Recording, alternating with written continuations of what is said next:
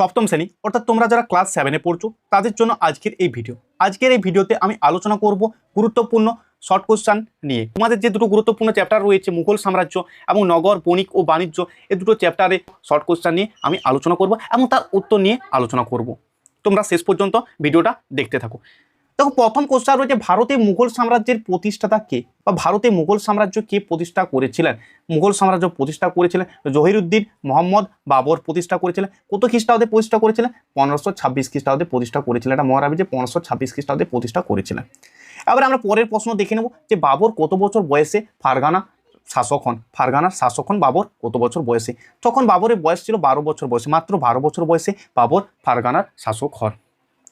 বাবরের পিতার নাম কি? বাবরের পিতার নাম কি ছিল? বাবরের পিতার নাম ছিল ওমর শেখ মির্জা ছিলেন বাবরের পিতা। বাবর শব্দের অর্থ কি? বাবর শব্দটির অর্থ কি? বাবর শব্দটির অর্থ হচ্ছে বাঘ। এটা তোমাদের পরীক্ষায় কোশ্চেন আসতে পারে যে বাবর শব্দের অর্থ কি, তখন তোমরা উত্তরে কি লিখবে? যে বাবর শব্দের অর্থ হচ্ছে বাঘ। আমরা জানলাম যে বাবরের পুরো নাম কি। বাবরের পুরো নাম আমরা পড়লাম, কি নাম? পুরো নাম জহিরুদ্দিন মোহাম্মদ বাবর। বাবরের পুরো নাম হচ্ছে জহিরুদ্দিন মোহাম্মদ বাবর। যে বাবরের আত্মজীবনীর নাম কি? বাবরের যে আত্মজীবনী ছিল সে আত্মজীবনীর নাম কি? বাবরের আত্মজীবনীর নাম হচ্ছে বাবরনামা। বাবরের আত্মজীবনীর নাম হচ্ছে বাবরনামা।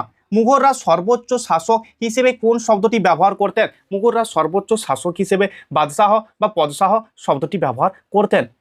নেক্সট কোশ্চেন, বাবর কত খ্রিস্টাব্দে পদশাহ উপাধি নেন? বাবর পদশাহ উপাধি নেন 1507 খ্রিস্টাব্দে বাবর পদশাহ বা বাদশাহ উপাধি নেন। পানিপথের প্রথম যুদ্ধ কবে হয়? পানিপথের প্রথম যুদ্ধ কবে হয়? এটা একটা গুরুত্বপূর্ণ কোশ্চেন, ঠিক আছে। পানিপথের প্রথম যুদ্ধ কবে? পানিপথের প্রথম যুদ্ধ হয় 1526 খ্রিস্টাব্দে হয়েছিল। কাদের মধ্যে হয়েছিল? বাবর এবং ইব্রাহিম লোদির মধ্যে হয়েছিল। এই যুদ্ধে বাবর জয়লাভ করেছিলেন এবং ইব্রাহিম লোদি হেরে গিয়েছিলেন। বাবর পানিপথের প্রথম যুদ্ধে জয়লাভ করার পর বাবর মুঘল সাম্রাজ্যের প্রতিষ্ঠা করেছিলেন 1526 খ্রিস্টাব্দে। এবার আমরা দেখে নেব যে পানিপথের প্রথম যুদ্ধ কার মধ্যে হয়। আমি বললাম পানিপথের প্রথম যুদ্ধ কার মধ্যে হয়? বাবর এবং ইব্রাহিম লোদির মধ্যে পানিপথের প্রথম যুদ্ধ হয়েছিল। খানুয়ার যুদ্ধ, খানুয়ার যুদ্ধ কবে হয়েছিল? খানুয়ার যুদ্ধ হয়েছিল 1527 খ্রিস্টাব্দে। 1526 খ্রিস্টাব্দে পানিপথের যুদ্ধ এবং 1527 খ্রিস্টাব্দে আরেকটা যুদ্ধ হয়, সেই যুদ্ধের নাম হচ্ছে খানুয়ার যুদ্ধ। এবং এই খানুয়ার যুদ্ধ কার মধ্যে হয়েছিল? রানা প্রতাপ সিংহ ও বাবরের মধ্যে হয়েছিল। রানা প্রতাপ সিংহ ও বাবরের মধ্যে খানুয়ার যুদ্ধ হয়েছিল। ঘরঘরার যুদ্ধ কত খ্রিস্টাব্দে হয়েছিল? 1529 খ্রিস্টাব্দে একটা যুদ্ধ হয়েছিল, সেই যুদ্ধটার নাম হচ্ছে ঘরঘরার যুদ্ধ। ঘরঘরার যুদ্ধ কার মধ্যে হয়েছিল? বাবর ও আফগানদের মধ্যে ঘরঘরার যুদ্ধ হয়েছিল। বাবর ও আফগানদের মধ্যে ঘরঘরার যুদ্ধ হয়েছিল। এবারে আমরা দেখব যে গাজী শব্দের অর্থ কি। গাজী শব্দের অর্থ হচ্ছে ধর্মযোদ্ধা। এটা তোমরা খুব ভালোভাবে মনে রাখো, পরীক্ষায় আসার চান্স এটা বেশি আছে। যে গাজী শব্দের অর্থ কি? গাজী শব্দের অর্থ হচ্ছে ধর্মযোদ্ধা। শের খান কি উপাধি নেন? শের খান উপাধি নেন হচ্ছে শেরশাহ। হচ্ছে কনৌজের যুদ্ধ কবে হয়েছিল? কনৌজের যুদ্ধ হয়েছিল 1540 খ্রিস্টাব্দে। কনৌজের যুদ্ধ হয়েছিল 1540 খ্রিস্টাব্দে। কনৌজের যুদ্ধ হয়েছিল। হুমায়ুন কিভাবে মারা যান? হুমায়ুন পাঠাগারে সিঁড়ি থেকে পড়ে গিয়ে মারা যান। হুমায়ুন কিভাবে মারা যান? পাঠাগারে সিঁড়ি থেকে পড়ে তিনি মারা যান। দ্বীন ইলাহি ধর্মের প্রবর্তক কে? এটা একটা ইম্পর্টেন্ট প্রশ্ন যে দ্বীন ইলাহি ধর্মের প্রবর্তক কে? দ্বীন ইলাহি ধর্মের প্রবর্তক হচ্ছেন আকবর। তারপরে আমরা দেখব যে শাহজাহান কথার অর্থ কি? শাহজাহান কথার অর্থ হচ্ছে পৃথিবীর সম্রাট। শাহজাহান কথার অর্থ হচ্ছে পৃথিবীর সম্রাট। নেক্সট কোশ্চেন হচ্ছে জিজিয়া কর কে প্রবর্তন করেন? ঔরঙ্গজেব প্রবর্তন করেন। হচ্ছে জিজিয়া কর ঔরঙ্গজেব প্রবর্তন করেন। মুঘল আমলে সুবা কাকে বলা হতো? বা মুঘল আমলে সুবা বলতে কি বোঝানো হতো? মুঘল আমলে সুবা বলতে প্রদেশকে বোঝানো হতো। মনসব, এই যে মনসব আছে, মনসব কথার অর্থ কি? এই মনসব কথার অর্থ হচ্ছে পদমর্যাদা, মর্যাদা। জাহাঙ্গীরের স্ত্রীকে কি বলা হতো? নূরজাহান বলা হতো। জাহাঙ্গীরের মৃত্যু কত সালে হয়? জাহাঙ্গীরের মৃত্যু হয় 1627 খ্রিস্টাব্দে। জাহাঙ্গীরের মৃত্যু হয়েছিল। জাহাঙ্গীরের মৃত্যু কত খ্রিস্টাব্দে হয়েছিল? 1627 খ্রিস্টাব্দে জাহাঙ্গীরের মৃত্যু হয়েছিল। মুঘল আমলের সরকারগুলি কিভাবে বিভক্ত হয়েছিল? পরগনায় বিভক্ত হয়েছিলেন। মুঘল আমলে শাসকগুলো পরগনায় বিভক্ত হয়েছিলেন। আকবরের রাজস্ব মন্ত্রীর নাম কি ছিলেন? আকবরের রাজস্ব মন্ত্রীর নাম ছিলেন হচ্ছে টোডরমল। কোশ্চেন আসতে পারে যে নবরত্ন কোন সম্রাটের দরবারে ছিল? এই প্রশ্নটা তোমরা লিখে নাও যে নবরত্ন কোন সম্রাটের দরবারে ছিল? তখন উত্তর হবে হচ্ছে আকবর। জাবতি হচ্ছে কি রাজস্ব নির্ধারণের পদ্ধতিকে জাবতি বলা হয়। জাবতি কি রাজস্ব নির্ধারণের যে পদ্ধতি রয়েছে সেই পদ্ধতিকে জাবতি বলা হয়। আকবর হিন্দুদের উপর থেকে কি কি কর তুলে নেন? অর্থাৎ আকবর কোন কোন করগুলোকে বাতিল করে দেন?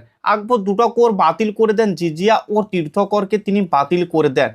তারপর আমরা দেখবো যে তানসেন কে ছিলেন? তানসেন ছিলেন গায়ক ছিলেন। তানসেন কে ছিলেন? তানসেন গায়ক ছিলেন। হলদিঘাটের যুদ্ধ কত খ্রিস্টাব্দে হয়েছিল? 1576 খ্রিস্টাব্দে হলদিঘাটের যুদ্ধ হয়েছিল। ফতেপুর সিক্রি কোথায় অবস্থিত? ফতেপুর সিক্রি অবস্থিত ছিল আগ্রায় অবস্থিত।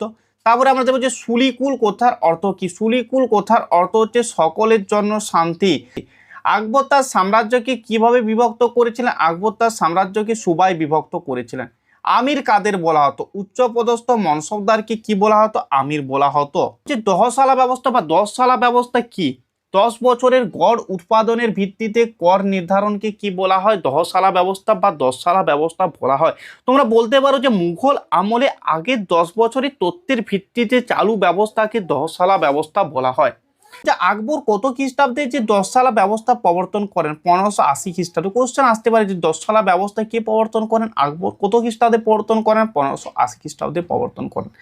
এবারে আমরা দেখব যে ফতেপুর সিক্রি কে তৈরি করে? মুঘল সম্রাট আকবর ফতেপুর সিক্রি তৈরি করেছিলেন। দিল্লিতে কে সুলতানি শাসন প্রতিষ্ঠা করেন? দিল্লিতে সুলতানি শাসন প্রতিষ্ঠা করেন হচ্ছে কুতুবউদ্দিন আইবক। দিল্লিতে সুলতানি শাসন ব্যবস্থা প্রতিষ্ঠা করেন। শাহজাহানবাদ তৈরি করেন হচ্ছে মুঘল সম্রাট শাহজাহান তৈরি করেন। তুগলকাবাদ শহর কে তৈরি করে? গিয়াসউদ্দিন তুগলক তৈরি করে। সিরি শহর কে তৈরি করে? আলাউদ্দিন খলজি তৈরি। খানপনাহ শহর কে তৈরি করেন? মোহাম্মদ বিন তুগলক তৈরি করেন। ফিরোজাবাদ শহর কে তৈরি করেন? ফিরোজ শাহ তুগলক তৈরি করেন। দিনপনাহ কে তৈরি করেন? হুমায়ুন তৈরি করেন। দিল্লির নাম হজরত ই দিল্লি কেন? কারণ হচ্ছে সুফি সাধকদের পীঠস্থান হওয়ার জন্য হজরত ই দিল্লি বলা হয়। সুফি সাধকদের মধ্যে সবচেয়ে বিখ্যাত কে ছিলেন? সুফি সাধকদের মধ্যে সবচেয়ে বিখ্যাত ছিলেন হচ্ছে নিজামুদ্দিন আউলিয়া। কোডলা শব্দের অর্থ কি? কোডলা শব্দের অর্থ হচ্ছে দুর্গ। কোডলা শব্দের অর্থ কি? দুর্গ। আকবর কবে লাহোরে যান? 1585 খ্রিস্টাব্দে আকবর লাহোরে যান। শাহজাহানবাদ কে তৈরি করেন? শাহজাহানবাদ কি? শাহজাহানবাদ হচ্ছে শাহজাহানের নির্মিত শহর। এটা তৈরি করেন শাহজাহান। তার নাম অনুযায়ী এই শহরটার নামকরণ করা হয় শাহজাহানবাদ। চাঁদনি চক বলতে কি বোঝায়? চাঁদনি চক হচ্ছে দিল্লির বিখ্যাত বাজার এলাকাকে চাঁদনি চক বলা হয়। দিল্লির বিখ্যাত বাজার এলাকাকে কি বলা হয়? চাঁদনি চক বলা হয়। কিলা মুবারক কি? লাল কেল্লা। কিলা মুবারক নামে পরিচিত লাল কেল্লার আরেক নাম হচ্ছে কিলা মুবারক। হাভেলি কি? বড় ও সুন্দর বাড়িকে হাভেলি বলা হতো। এবং মকান কি?